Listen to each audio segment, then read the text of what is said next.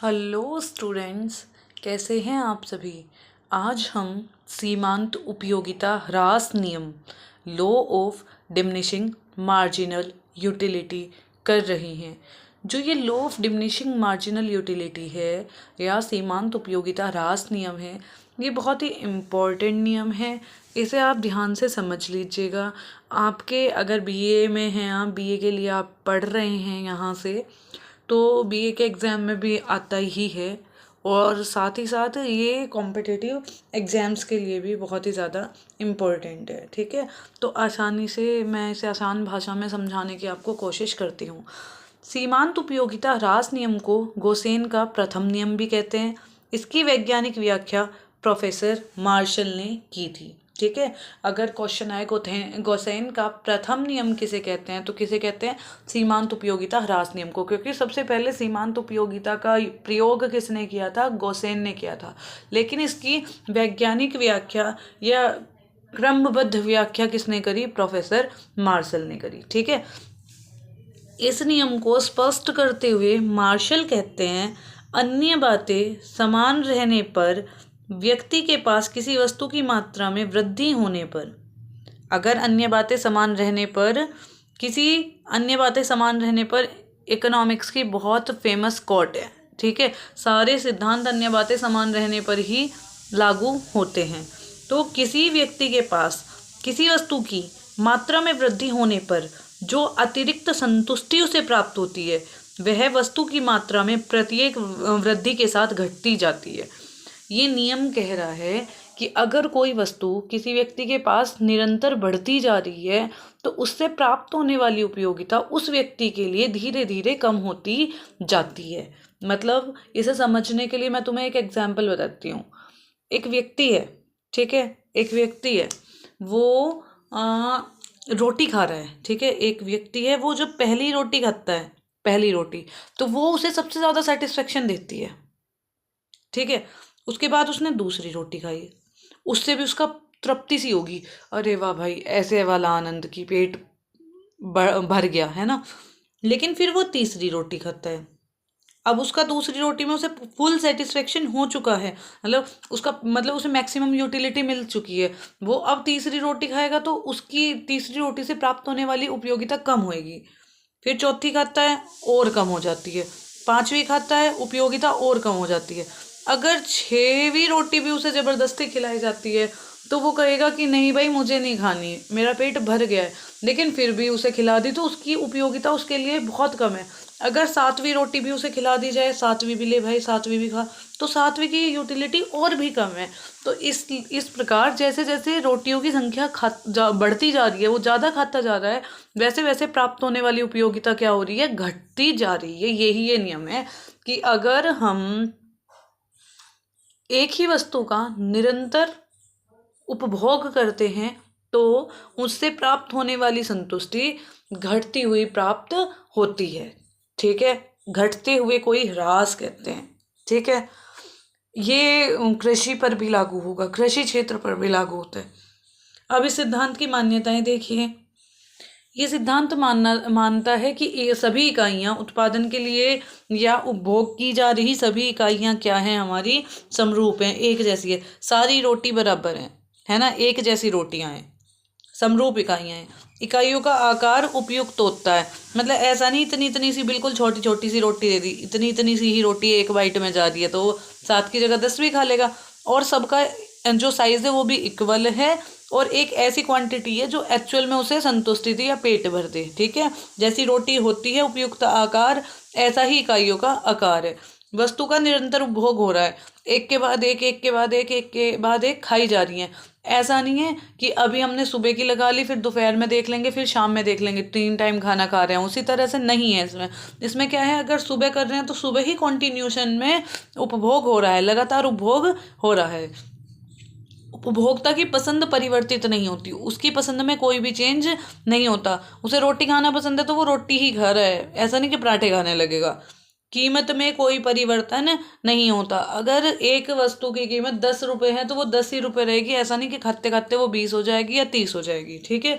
और उपभोक्ता की आय, फैशन, रुचि, स्वभाव स्थिर रहता है।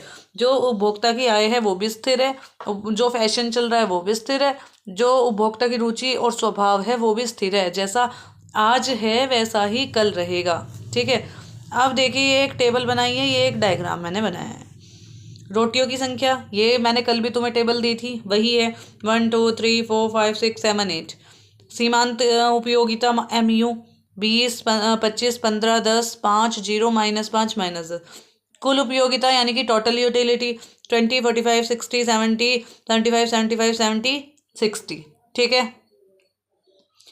ये क्या हुआ, दूसरी रोटी से बढ़ी फिर कम होने लगी, इन्हें जोड़ते जा रहे हो तो टोटल यूटिलिटी मिल रही है। 20 में 25 जोड़े 45, 45 में 15 जोड़े 60, 60 में 10 जोड़े 70, 70 में 5 जोड़े 75, जोड़ते जा रहे हो, ठीक है। अब इसे मैं यहाँ पे ड्रॉ कर रही हूँ बस, और कुछ नहीं कर रही इसे। यहाँ पे ये एक्स एक्स बना दिया, एक्स एक्स पे मैंने रोटियों की संख्या ले ली। ये वाई एक्स बना दिया, वाई एक्स पे मैंने सीमांत उपयोगिता ले ली।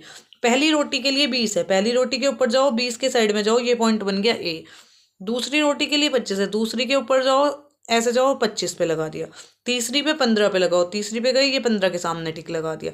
चौथी पे 10 पे जाओ, पाँचवीं पे 5 पे जाओ, छठी पे 0, सातवीं पे -5 और आठवीं पे -10। अब ये सारे पॉइंट मिलाते चले जाओ। मैंने ये सारे पॉइंट ए से बी, बी से सी, सी से जी ऐसे मिला दिया। अब ये जो वक्र मिला आपको, ये जो लाइन इस तरह से मिली, ऊपर जाते हुए नीचे जाते हुए, ये जो वक्र है इसे क्या कहेंगे हम, MU वक्र या सीमांत उपयोगिता वक्र। ये क्या मिला है हमें, सीमांत उपयोगिता वक्र मिला है। अब निष्कर्ष क्या निकला है, निष्कर्ष ये निकला है जब तक सीमांत उपयोगिता धनात्मक है, यहाँ तक ये पूरे में पॉजिटिव है, समझ में आया, ऊपर से लेके 0 तक क्या है, पॉजिटिव है, तब तक कुल उपयोगिता बढ़ रही है। देखो 20 45 60 70 75 बढ़ रही है। जब तक सीमांत उपयोगिता धनात्मक रहती है तब तक कुल उपयोगिता क्या करती है, बढ़ती है, वृद्धि होती है। शून्य सीमांत उपयोगिता होने पर, जब ये सीमांत उपयोगिता क्या हो गई है, शून्य हो गई है, तब कुल उपयोगिता स्थिर रहती है, ठीक है, और अधिकतम रहती है। कुल उपयोगिता क्या है, 75 मैक्सिमम है और स्थिर है। पहले भी 75 थी, फिर भी 75 है और मैक्सिमम है, सबसे ज़्यादा है।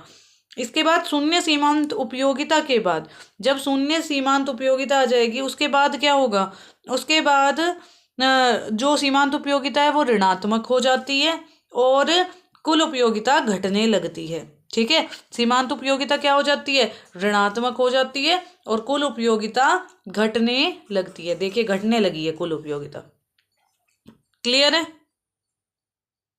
इसके बाद देखिए ये 3 पॉइंट आपको याद रखने हैं। जब धनात्मक सीमांत उपयोगिता है तो कुल उपयोगिता बढ़ रही है, जब 0 सीमांत उपयोगिता है तो कुल उपयोगिता मैक्सिमम है, वही फुल सेटिस्फैक्शन का बिंदु है, पूर्ण संतुष्टि का बिंदु है। और शून्य सीमांत उपयोगिता के बाद जो हमारी सीमांत उपयोगिता होती है वो ऋणात्मक हो जाती है। इसमें एक पॉइंट ऑफ इन्फ्लेक्शन का एक कंसेप्ट आता है, घुमाव का बिंदु, है ना, वो मैं आपको कल समझाऊंगी कि क्या होता है। वो आप लिखोगे, जब क्वेश्चन लिख रहे होगे, डेस्क्रिप्टिव क्वेश्चन है तब इतना इम्पोर्टेंट नहीं है, लेकिन अगर आपका ऑप्शनल क्वेश्चन है और आप कोई कंपटीशन दे रहे हो तो 101% वहाँ से क्वेश्चन बनता है। या तो ये जो 3 निष्कर्ष हैं यहाँ से क्वेश्चन बनेगा, या जो पॉइंट ऑफ इन्फ्लेक्शन है वहाँ से क्वेश्चन बनेगा। वो मैं आपको कल वीडियो में बताती हूँ। अब देखिए इस सिद्धांत के, ये जो पूरा सिद्धांत हमने देखा है, इसके अपवाद क्या क्या हो सकते हैं। कोई शराबी व्यक्ति है, कितनी भी शराब, वो जितनी शराब ज़्यादा पिएगा उतनी ही उपयोगिता बढ़ेगी। पर हमारा सिद्धांत क्या कह रहा है, अगर किसी चीज़ का उपयोग निरंतर किया जाए, किसी भी वस्तु का उपयोग निरंतर किया जाए तो उससे प्राप्त होने वाली उपयोगिता कम होती है, लेकिन शराबी व्यक्ति के लिए शराब की उपयोगिता बढ़ती जाती है। जितना ज़्यादा पीता है उतना ही ज़्यादा पीने के लिए उतावला होता है। तो ये हमारा अपवाद हो गया। दुर्लभ व विचित्र वस्तुएं, जो दुर्लभ वस्तुएं होंगी वो जितनी ज़्यादा दुर्लभ हैं या विचित्र हैं उतनी ही उनकी कीमत ज़्यादा है, और जितना उन्हें इकट्ठा करने लगो उतना ही उन्हें इकट्ठा करने की जो हमारी चाह होती है वो और ज़्यादा बढ़ जाती है। तो ये भी क्या है, हमारे अपवाद हैं। सुरीला संगीत, जितना सुनो उतना ज़्यादा सेटिस्फेक्शन मिलेगा, जितना ज़्यादा सुनोगे उतना ज़्यादा सेटिस्फेक्शन मिलेगा, है ना। तो ये भी क्या है हमारा, ये भी अपवाद है। दिखावा, मैं दिखाना चाहती हूँ इसलिए मैं ज़्यादा चीज़ें खरीदती हूँ, ठीक है। मैं नियम लागू नहीं होने देती क्योंकि मैं दिखावा पसंद करती हूँ।